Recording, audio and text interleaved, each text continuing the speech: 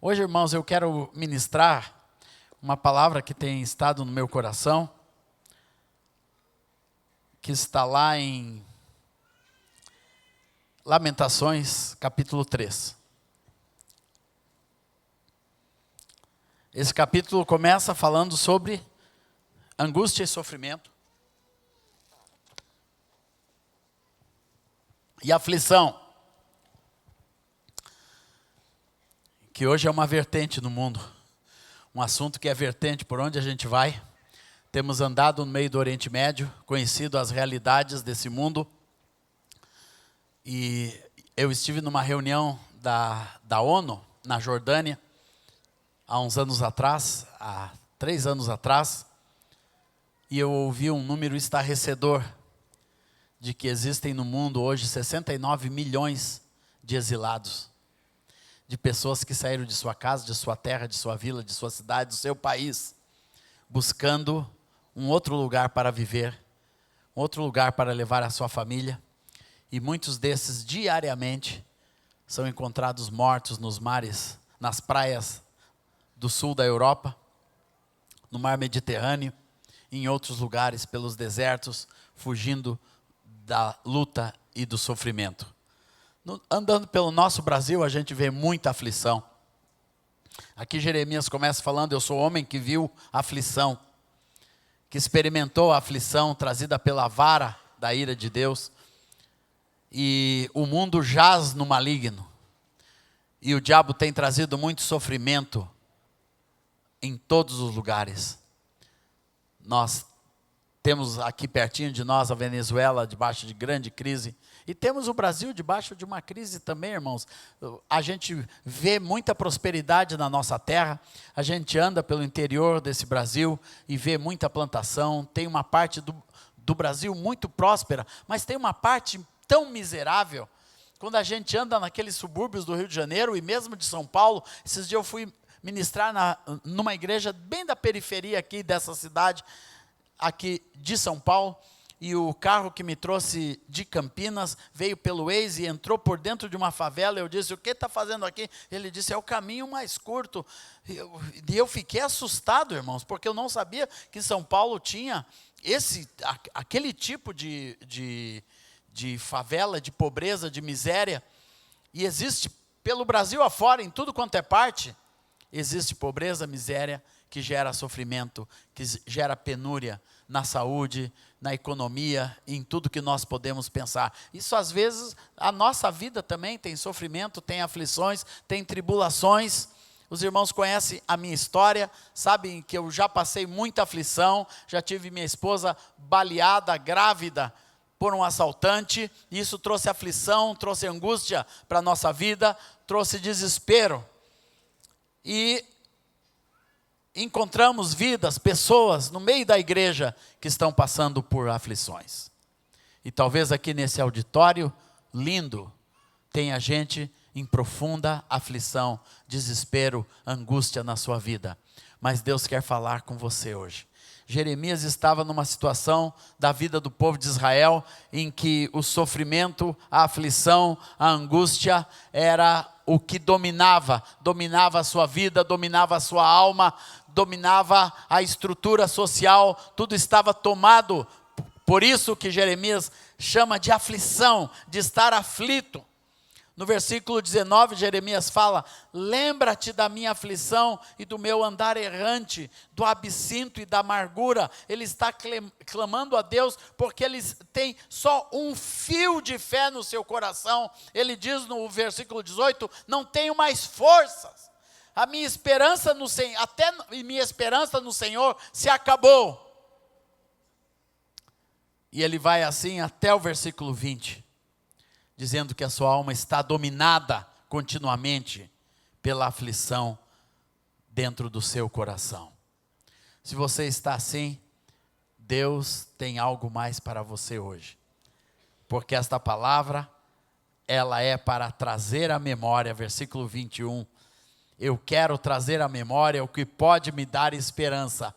Deus me trouxe aqui para dizer para você, existe esperança, existe em Deus um recomeço, existe em Deus um novo fôlego para a sua vida, para a sua casa, para os seus filhos, para o seu casamento, existe algo mais de Deus que a palavra chama de esperança, e é sobre essa esperança que eu quero falar, irmãos.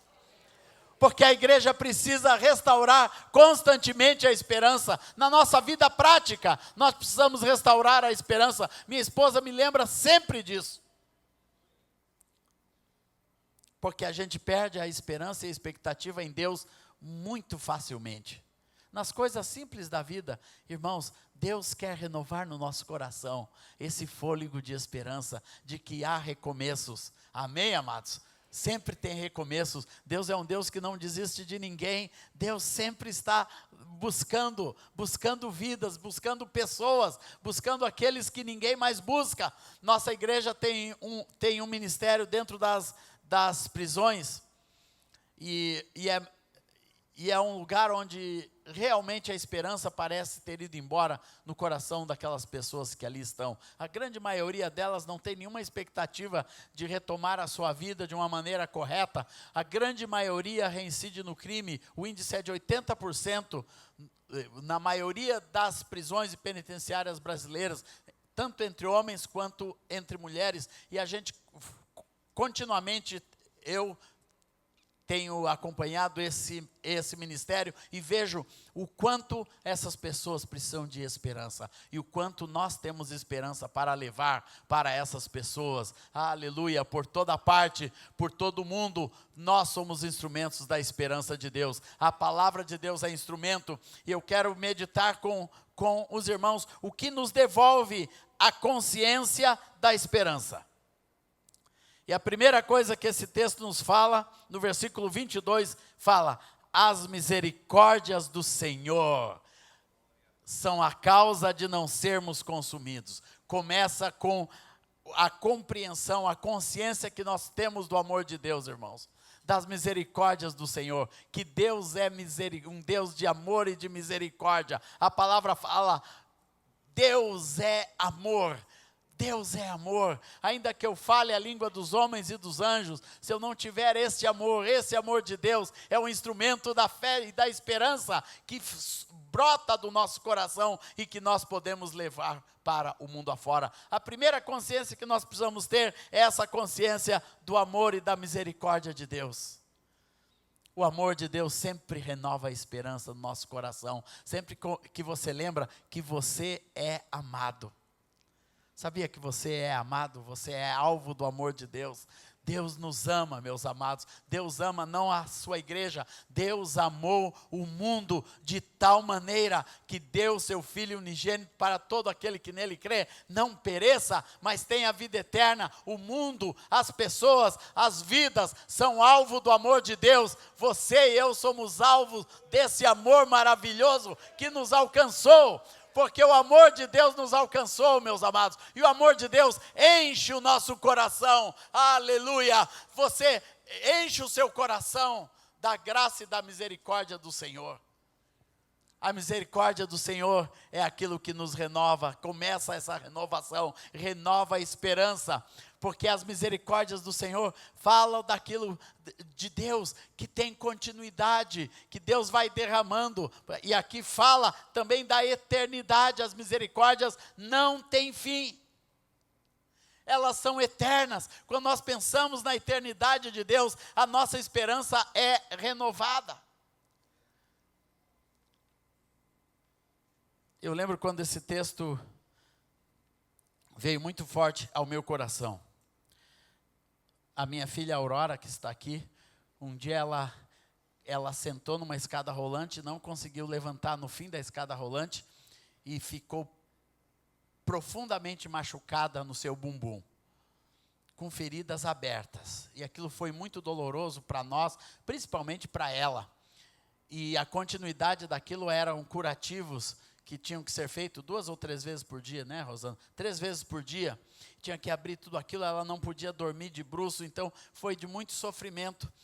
E a minha sogra, vendo nossa luta com ela, isso durou muitos meses, a minha sogra escreveu esse texto e disse: as misericórdias do Senhor são a causa de não sermos consumidos, porque as misericórdias não têm fim. E deixou na nossa geladeira. E eu li aquilo e Deus colocou um pequeno cântico no meu coração que eu cantava para a Aurora durante os curativos nessa época. A cada manhã, as misericórdias se renovam, a cada manhã. Eu cantava para ela, só cantava essa partezinha, não tinha música inteira ainda. Mas o que a gente foi notando, irmãos, é que aquela ferida, ela cicatrizava um pouquinho a cada dia. E Deus me mostrou, através daquela cicatrização, daquela cura, que ia acontecendo a cada manhã. Disse: essas são as misericórdias do Senhor, que se renovam a cada manhã. Aleluia, renovam nas nossas feridas, nas feridas do nosso corpo. Aleluia, glória a Deus.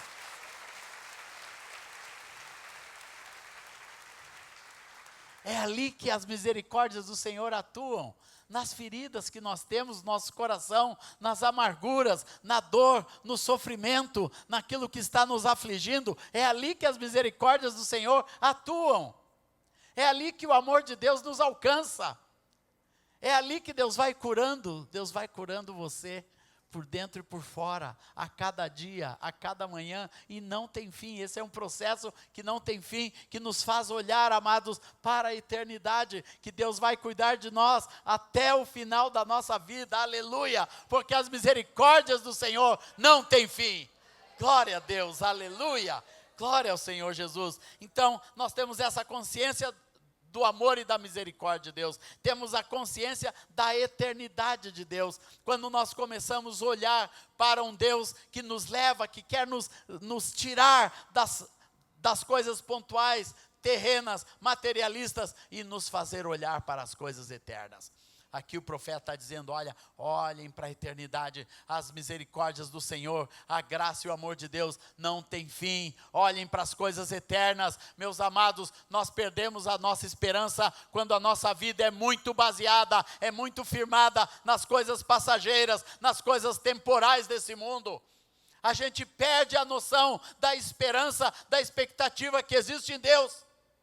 Deus nos fala nessa manhã: olhe para a eternidade, atentando nós nas coisas que se não veem, porque as coisas que se veem são temporais, porém as que se não veem são eternas, são coisas invisíveis, eternas, que Deus quer que a igreja firme o seu coração, firme a sua vida. Nós temos muito materialismo na igreja, irmãos. A igreja não tem nada a ver com coisas materiais. A igreja é um ambiente de eternidade, que olha para vidas, que olha para almas, que investe nas pessoas, que investe nos filhos, que investe nas filhas, que nós investimos uns aos outros. Discipulado é investimento eterno na vida de outra pessoa. Discipulado não é mais uma reunião, é o tempo que você dá para compartilhar a vida de Deus, a vida de Cristo para outras pessoas. Deus quer nos dar a eternidade, irmãos. O grande dom de Deus para a igreja é a eternidade. E isso nós temos que fixar no nosso coração. Aleluia. Deus tem vida eterna aqui, meus amados. Não é o que Deus está fazendo na vida da igreja e faz de semana a semana, de mês a mês, de ano em ano. E é bom a gente estar aqui relembrando a nossa história. Esta comunidade começou pregando o evangelho de Cristo Jesus, que dá vida eterna para as pessoas. E nós somos frutos, todos nós somos frutos de um evangelho que foi pregado com base na vida eterna. Aleluia. Glória a Deus. Nós como família, com a nossa filha especial, nossa tendência é olhar para o problema e ver: oh Deus, tem 28 anos nossa menina, e essa menina especial, fruto de uma síndrome, chamada síndrome de Prader-Willi. Ela entende a sua especialidade, suas debilidades. Não há problema de nós falarmos, apesar de ela não estar aqui agora, mas no princípio disso, nossa tendência, irmãos, era olharmos para o imediato. Mas tudo mudou quando nós trouxemos a aurora para o eterno. Quando você traz os seus problemas para o eterno, coloca na mão do eterno e começa a ter uma visão de eternidade. O que Jeremias passa a ter aqui, irmãos, é uma visão de eternidade. Não é uma visão de passageiro, de que Deus tinha algo eterno com o povo de Israel, uma salvação eterna para trazer para a sua vida. Não olhe para os seus problemas como algo, de agora, é algo que Deus todas as coisas cooperam para o bem daqueles que amam a Deus, que são chamados segundo o seu propósito. Deus está trabalhando na sua vida, através de um problema, através de uma aflição, através de um sofrimento, para gerar alguma coisa eterna. Amém, glória a Deus. Isso é o que Deus faz, amados. Deus trabalha dessa maneira, todas as coisas na nossa vida vão contribuir para o eterno. Se algo é passageiro, é porque é passageiro. Se algo acabou, é porque é acabável. Algo terminou, é porque tinha que terminar. O que Deus está fazendo tem base eterna. Por isso que eu creio nas alianças que Deus coloca no nosso coração, como alianças eternas. O pacto em Cristo Jesus é uma eterna aliança que nós temos com o Senhor, que nos catapulta para a eternidade. Aleluia! Glória a Deus. Nós temos também a consciência da fidelidade de Deus, temos a consciência da misericórdia, da eternidade, e a terceira é a consciência da fidelidade de Deus. Sabe o que é a fidelidade de Deus, irmãos? É o compromisso de Deus com as suas promessas. Fidelidade de Deus não é que Deus é fiel para você, como nós compreendemos o que é ser fiel. Ser fiel é ser leal com alguém, é ser um amigo leal, é ser uma pessoa confiável, mas Deus é muito mais que isso. A fidelidade de Deus se expressa no compromisso que Deus tem com a sua palavra. Amém? A fidelidade de Deus é Deus ter um compromisso inquebrável com a sua palavra. Tudo que Ele prometeu, tudo que Ele falou, tudo que a sua palavra nos revela, que a palavra de Deus nos traz, que são promessas do Senhor, nós devemos nos apropriar delas. Daí nós vamos conhecer o Deus da fidelidade. Jeremias fala aqui, grande é a tua fidelidade. Jeremias compreende que Deus tem promessas, que aquele sofrimento, que aquela dor, que aquela amargura não vão destruir. As promessas de Deus para a tua vida, as lutas e tribulações desse mundo não vão destruir, em nome do Senhor Jesus, aleluia, porque Deus é um Deus de fidelidade, Ele vai cumprir a sua palavra.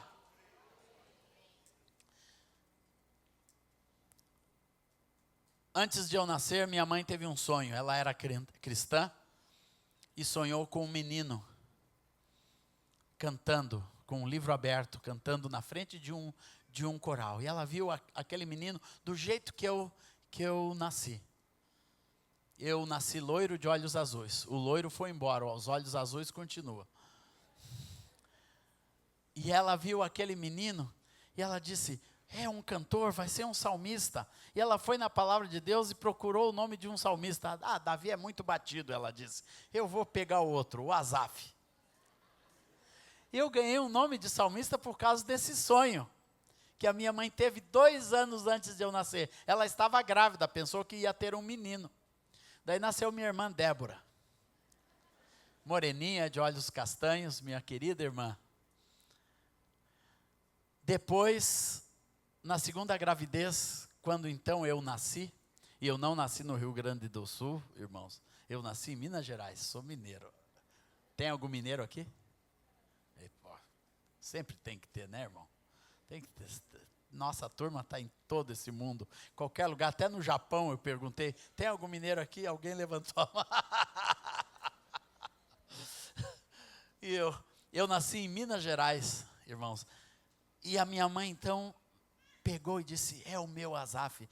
Daí, como eu nasci de parteira na casa de uma tia, ela pegou, pediu para minha tia se ela tinha uma Bíblia à mão. A minha tia trouxe uma Bíblia muito velha, Daí ela abriu no Salmo onde tinha o nome de Asaf e disse, é esse nome. Disse para o meu pai, é esse nome. Por isso que o meu nome é com PH, porque a Bíblia era muito velha. Era Asaf com PH. Então, ela deu esse nome e eu cresci com essa história. Eu tinha pavor desse nome, irmãos. Ninguém conseguia dizer esse nome. Na escola, quando ia chegando na chamada e ia chegando no meu nome, eu já sabia que ia sair Azap, ia sair Asp, né? E tudo que você pode imaginar.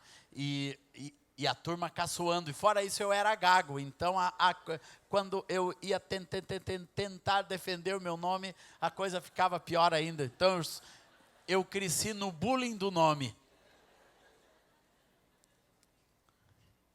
Quando eu tinha 13 anos, eu larguei o colégio militar onde eu estava, em Porto Alegre, e fui para a rua, para as drogas. Comecei a tomar droga, mundo, droga, sexo, rock and roll, festa, baile.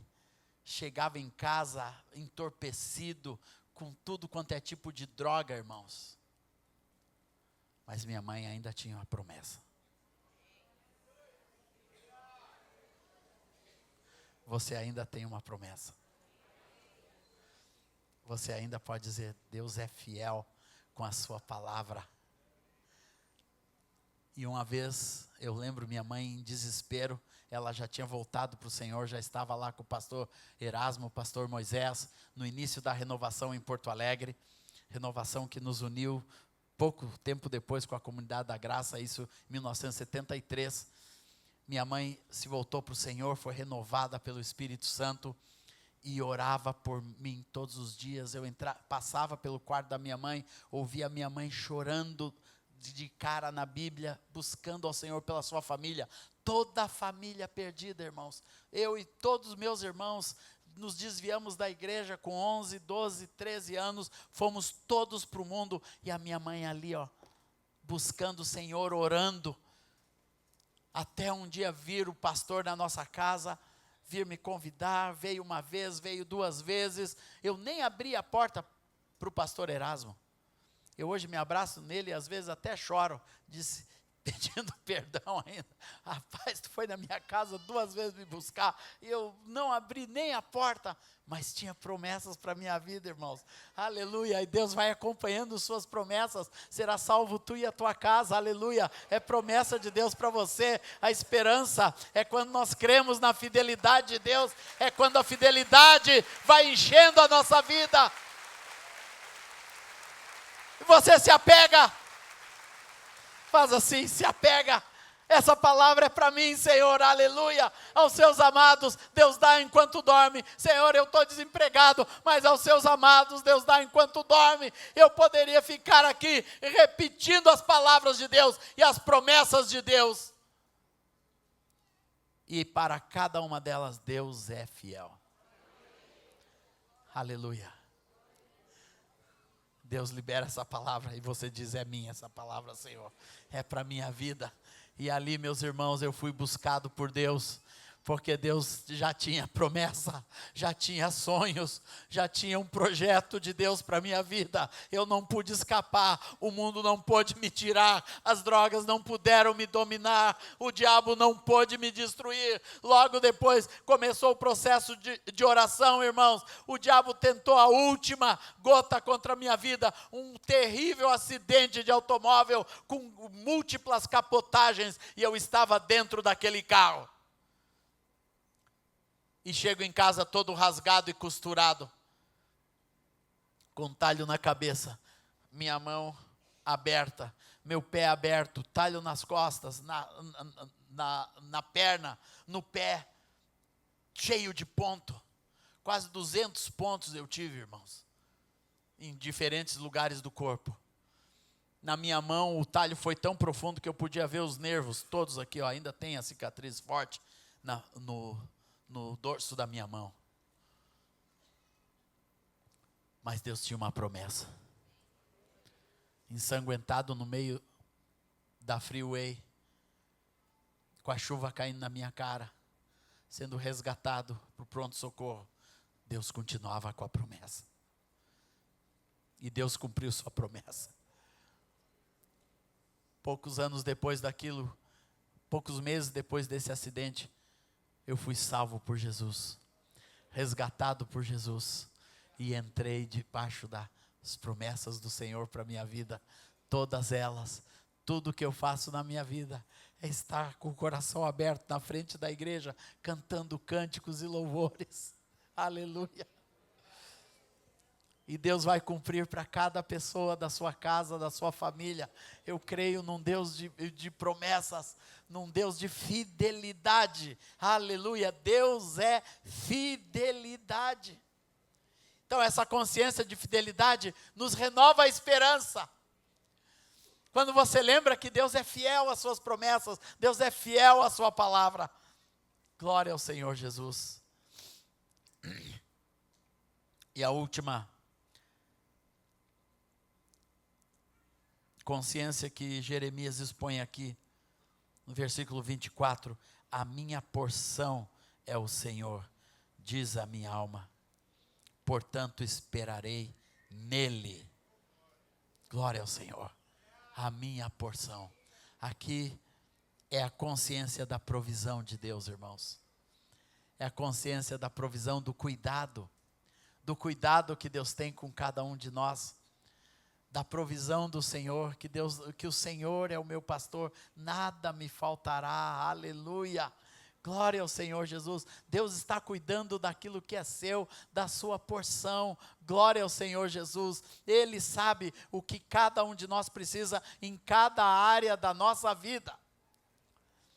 Eu lembro quando eu tomei a decisão de ser tempo integral no reino de Deus. Inclusive eu estava por aqui, né, Bi? Estava contigo, com a Ademar e com o Gerson, quando nós tomamos a decisão assim de não voltar para o trabalho que Deus tinha me dado na televisão. E uma vez estava aqui em São Paulo, quando tive uma proposta ainda maior de uma outra televisão, e nós oramos juntos e decidimos não voltar para o trabalho secular e entregar nossa vida inteiramente ao ministério. Isso foi no ano de 1986. Eu já era casado, éramos amigos. E desde aquela decisão, desde aquele tempo, irmãos, quando eu entreguei minha vida inteiramente para o serviço do Senhor, eu nunca mais soube o que era um salário. Eu nunca mais soube o que eu ia receber no final de cada mês. Eu passei a viver pela fé, não só dos encontros, mas dos produtos que Deus tinha me dado, dos discos, dos direitos autorais que Deus foi dando, mas assim, dependendo inteiramente de Deus. Eu lembro inúmeras vezes, irmãos, que eu não tinha com o que suprir as nossas necessidades na nossa casa, que eu chegava e impunha as mãos em cima das contas: Senhor, Tu és o meu provedor. Tu és o meu provedor. Logo nos dias que a gente tomou essa decisão, aconteceu um fato. A gente tinha um discípulo muito querido, que é aqui de São Paulo, inclusive. Ele e a sua esposa Malu, Hélio Campos, era um baterista bem conhecido. Ele foi trabalhar conosco no Rio Grande do Sul, e ele alugava o meu pequeno apartamento, que era uma das minhas fontezinhas de renda. E o Hélio perdeu seu emprego no banco e não podia pagar. E ele de vez em quando me trazia um toca-CD, alguma coisa da sua casa, disse: olha, eu não posso te pagar o aluguel, eu estou desempregado ainda, mas pega aqui o meu toca-CD. E um dia eu disse para ele: para, Hélio, para de me dar as coisas da tua casa, né? Eu não quero nada, nós vamos entrar pela fé nesse assunto. Quando tu puder, tu volta a pagar o aluguel, eu não vou te despejar, esse apartamento do Senhor, nossa vida é do Senhor. Quando nós tomamos essa decisão, no final do mês eu fui ver, irmãos, e na época era 280, eu não sei o que era, cruzados ou cruzeiros, a gente perde essa referência, né? Eu não sei nem em dólar para poder dizer, mas na época era 280 cruzeiros ou cruzados. Eu acho que era cruzados naquela época. Era o nome do nosso dinheiro. Quem lembra disso? Dos cruzados. Nós já tivemos muito dinheiro, né, irmão? Muito tipo de dinheiro. Mas apareceu na minha conta 280 cruzeiro ou cruzado, ou reais, algum dinheiro, 280 alguma coisa. Daí eu disse, olha, o Hélio está conseguindo pagar a minha conta. Daí eu liguei para ele, e daí, Elião, conseguiu pagar esse mês? Ele disse, não. Daí eu pensei que era o sogro dele, que era meu colega de discipulado, irmão Ourives. Eu fui na quinta-feira, falei com o irmão Ourives, irmão Ourives, o senhor foi que depositou o salário do Hélio? O aluguel do Hélio? E ele disse, não. E eu fiquei intrigado, irmãos, porque no mês seguinte, de novo, R$280. E no outro mês, R$280, e foi assim, mês a mês, e eu não sabia, não tinha a mínima ideia quem era que estava depositando aquilo. Depois de quase um ano daquele depósito fielmente na minha conta, irmãos, eu recebo uma carta de um irmão do interior de São Paulo, disse, olha, irmão Azaf, eu moro numa parte rural, numa zona rural, eu lembro até hoje, sou dentista, e aqui não tem igreja, e o que me sustenta são os seus cassetes. Cassetes era uma fitinha assim, viu?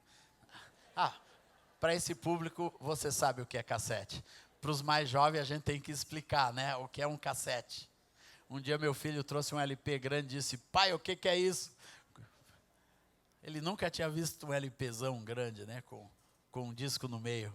Daí eu peguei o iPod dele que estava na mesa e disse, isso é isso. Antigamente só cabia 15 músicas, né, o teu cabe 1000 músicas. Daí aquele irmão escrevia, olha, eu estou numa zona rural e os seus cassetes é o que tem sustentado a minha vida espiritual com a minha esposa. E Deus mandou mandar o dízimo para você, e eu mandei durante todo esse ano. Agora que eu me mudei para a cidade, eu estou numa igreja, eu vou começar a dar o dízimo na igreja, mas eu queria que o irmão soubesse que eu fiz isso em obediência ao Senhor. E eu disse, meu Deus do céu, aleluia, Senhor. Aleluia, glória a Deus. Provisão.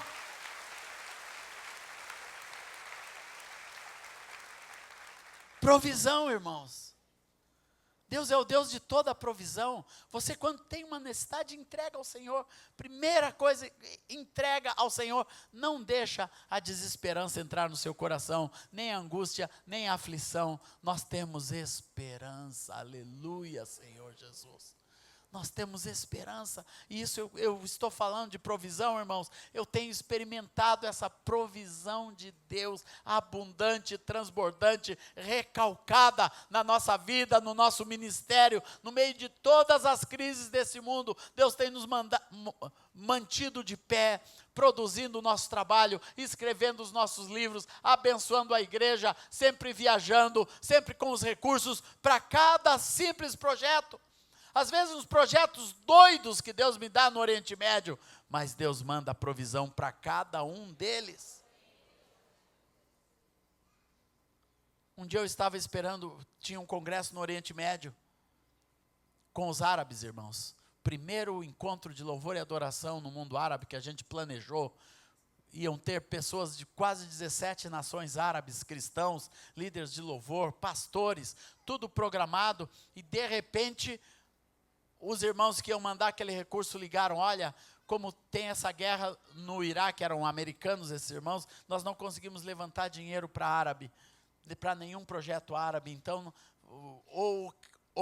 ou cancela ou faz num outro formato. Irmãos, daí eu viajei, tive que viajar para o Oriente Médio, mas antes de ir para o Oriente Médio, eu parei em um congresso na Finlândia, onde está o filho do querido Ademar, com aquela igreja querida da Finlândia, e eu estava ministrando sobre o Deus da provisão, um sábado de manhã, e falando sobre a provisão de Deus, e na hora que eu estava falando, eu lembrei, puxa, eu estou indo para cancelar um congresso, mas Deus continua sendo o Deus da provisão, eu estou indo porque não teve provisão para o nosso projeto, nem aquilo ficou no meu coração, e eu falando sobre a provisão, mas Deus me deu fé, Deus continua o Deus da provisão, eu pus aquilo no meu coração, e comecei a pregar aquela palavra para mim mesmo. Sabe quando a gente prega uma palavra para si mesmo? Comece a falar uma coisa que é Deus falando com você mesmo, através de você mesmo, através da sua palavra no seu coração. E eu lembrei do Deus da provisão. Quando terminou aquela reunião, e lá as reuniões terminavam tarde, começava 1h da tarde e terminava às 11 da noite, irmãos. E como era no verão, ainda estava o sol a pino. Às 11 da noite ainda tinha sol lá na Finlândia, no verão. Então a reunião ia o dia inteiro, louvor, palavra, testemunho, louvor, palavra, testemunho. E assim iam, 6 dias de reunião. Quando eu cheguei em casa à noite, tarde, eu abri o meu e-mail assim, já tinha e-mail. E tinha uma mensagem do diretor do Integrity Music, do Michael Coleman, nosso querido amigo. Ele disse: Asaf, liga para mim urgente. Daí eu vi que era mais cedo nos Estados Unidos, né? Peguei o telefone, já tinha celular também. E eu já tinha até uma linha que podia ligar de fora, irmãos. Nessa época eu peguei e liguei para os Estados Unidos, para o meu amigo. Eu disse: Mike, o que foi? Ele disse: Asaf, você não acredita. Hoje de manhã eu estava numa livraria, encontrei um amigo, e ele é multimilionário, e ele disse assim: Mike, tu não tem um projeto onde a gente possa investir algum dinheiro? Daí o Michael disse: eu lembrei do encontro que nós queremos fazer e que não veio dinheiro, e esse irmão deu todo o recurso para o encontro, pode ir e pode fazer o encontro, confirma tudo, pode ir, glória ao Senhor Jesus, confirma tudo. Provisão. Deus é o Deus de toda provisão, irmãos. Deus é o Deus de toda provisão. Eu lembro um dia que eu estava andando na rua. Eu estava com muita fome. Com muita fome. Eu estava fazendo alguma coisa de cartório. Eu fui num cartório errado. Daí eu vi que eu não tinha dinheiro para o ônibus. Tive que ir para outro cartório caminhando assim, coisa de 2, 3 quilômetros. E eu estava com tanta fome. E eu passei ali em um lugar. Quando eu vejo no chão assim, um pimentão. Eu amo pimentão, irmãos. Um pimentão novinho, zeradinho no chão. Eu disse: é Deus para mim, é provisão. Eu peguei o pimentão, tinha um barzinho, entrei no barzinho e disse: posso lavar esse pimentão? O homem pode. Lavou direitinho o pimentão, peguei o pimentão, irmãos, comi aquele pimentão. Mas eu lembro disso porque foi provisão de Deus, porque eu estava sentindo fome aquela tarde, e Deus me fez achar um pimentão na rua.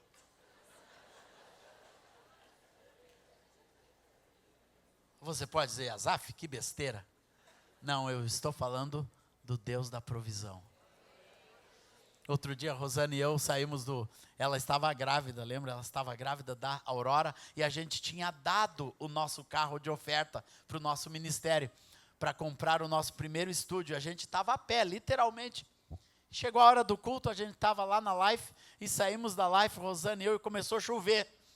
E nós debaixo de chuva, Senhor, né, com uma sombrinha, e nós caminhando na rua, de repente, irmãos, achamos 3 notas de 100 no chão, novinhas. Tu lembra disso, né, amor? E nós dissemos: Deus da provisão. Olhei por tudo quanto é lado, quem que perdeu isso? Não, é o Deus de toda a provisão. E aquilo deu o táxi de ida, o táxi de volta, o táxi do outro dia, e o táxi para mais não sei quantos dias. O Deus da provisão. Aos seus amados Deus dá enquanto dorme. Irmãos, esse negócio da provisão eu poderia ficar contando aqui até o culto da tarde. Porque essa é uma realidade muito forte na minha vida, que me entreguei por fé ao Senhor. Irmãos, eu nunca cobro cachê. Nunca. Eu vou nos mais diferentes lugares, os irmãos me dão uma oferta de amor, os irmãos aqui sabem disso, né? Abençoam, nos ajudam com a gasolina ou com a passagem aérea, mas eu nunca digo: é tanto para ministrar. Quanto custa, irmão? Não custa. É de graça eu recebi, de graça eu dou. E às vezes a gente vai em alguns lugares, aleluia. É ou não é, Bia, assim? Sempre foi assim, irmãos. E essa igreja tem sido generosa conosco. Mas um dia eu cheguei em São Luís do Maranhão. Eu cheguei em São Luís para ir no evento de um querido amigo, pastor Tomás. Daí no aeroporto tinha um irmãozinho. E quando eu desci, ele disse: irmão, eu vim aqui para te pedir, fica mais um dia para a gente, para ter uma reuniãozinha com a nossa igrejinha. Nossa igreja é muito pobre, não consegue te trazer aqui. Eu fiquei com pena daqueles irmãos. Para a gente que viaja todo fim de semana, ficar mais um dia é muito difícil. Mas ali meu coração se tocou com a fé daquele irmão, ter vindo no aeroporto, me abordado e pedido. Daí eu disse: olha, o sinal vai ser se a companhia aérea trocar o meu voo. Vamos lá. Fomos lá no balcão. A companhia aérea, de uma maneira muito sobrenatural, irmãos, com toda a facilidade disse: não, a gente troca. E estava trocado. Eu disse: pronto, está feito, irmão. Segunda noite eu fico, segunda durante o dia, e segunda noite eu estou lá com você. Segunda de manhã eu fui na praia. Tive um tempinho de ir na praia, lá é a praia quentinha, lá em São Luís, irmão. Eu fui naquela praia bonita, com os irmãos. Quando eu saí da praia, fui entrar no carro, ali estacionado na beira da praia, do lado da minha porta veio voando 2 notas de 100, irmãos.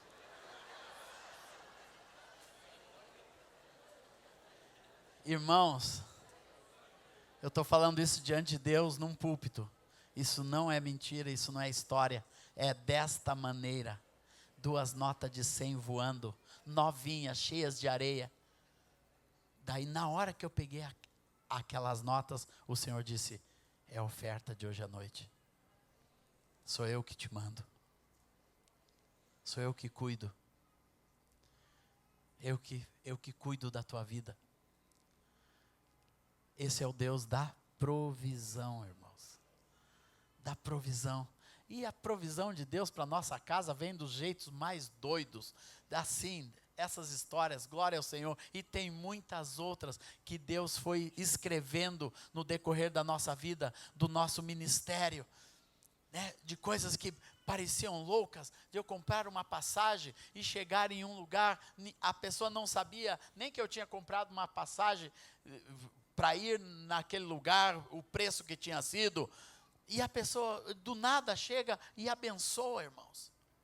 Nessa época que a gente deu o carro, poucos meses depois eu fui gravar na comunidade de Goiânia, os discos Aliança, os discos que o Gerson e eu fazíamos para os irmãos em Goiânia, para Bené Gomes, Alda Célia, todo aquele ministério do pastor César e Robson, lá em Goiânia, nós que produzíamos aqueles discos. E eu estava lá no meio da produção de um desses discos, e um irmão me chama para um café da manhã, um dia de manhã, e eu estava lá no café, e ele, no final da refeição, disse: eu quero te dar um presente. Foi lá e buscou uma caixa de sapato. Eu disse: puxa, eu vou ganhar um sapato novo. Mas não era, irmãos, era uma caixa cheia de dinheiro.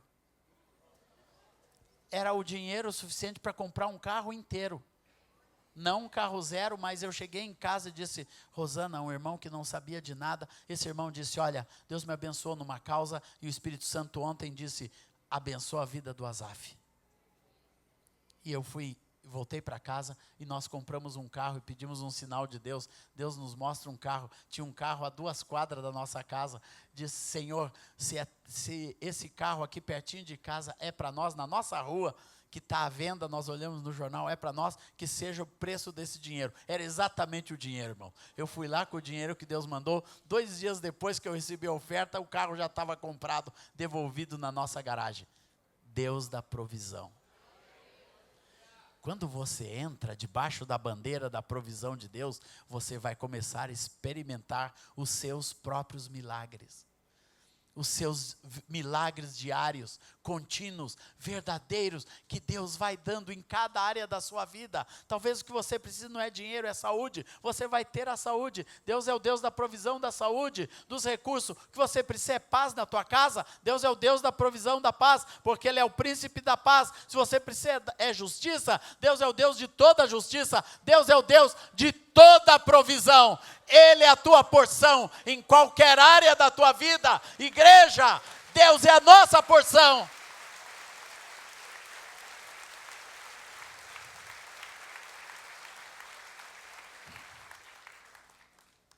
Glória ao Senhor Jesus.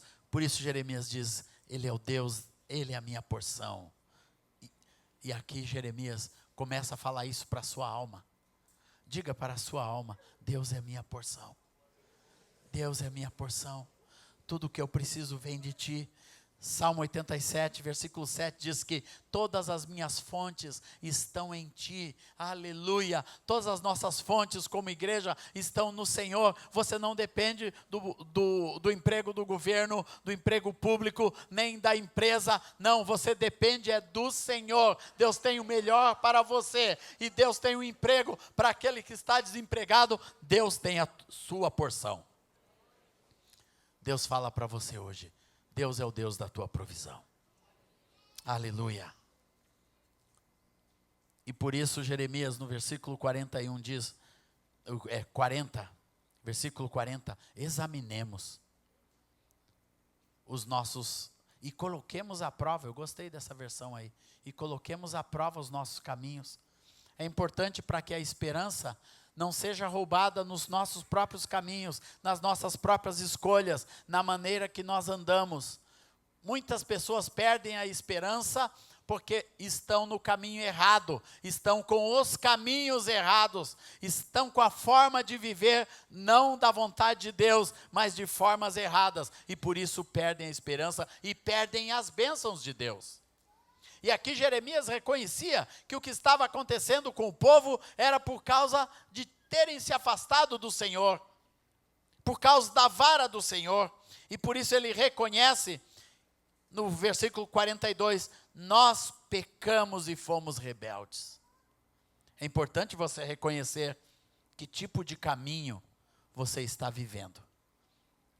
E se você está fora do caminho do Senhor, o Senhor te diz, voltemos ao Senhor, versículo 40, examinemos bem nossos caminhos e voltemos para o Senhor. Em Deus, meus amados, existe uma cobertura de bênção para quem anda nos caminhos de Deus. Salmo 18, versículo 1 diz que o caminho de Deus é perfeito, o caminho do Senhor é perfeito para cada um de nós. Deus não tem caminho errado, Deus não tem caminho torto, Deus tem um caminho perfeito para cada um de nós. Por isso, examine bem o seu caminho, se você está andando no caminho do Senhor.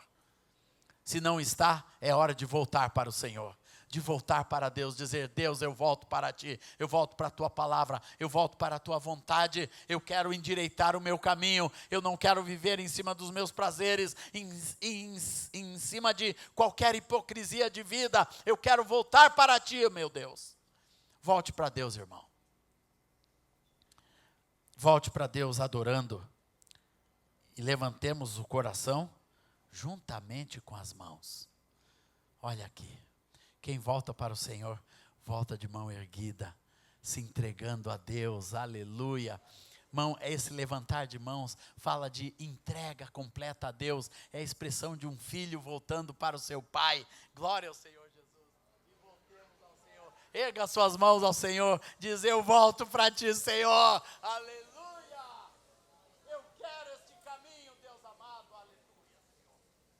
Voltemos ao Senhor, glória a Deus, aleluia, aleluia, meu amado, e que Deus, nesta manhã, renove no seu coração a esperança. Amém, Senhor?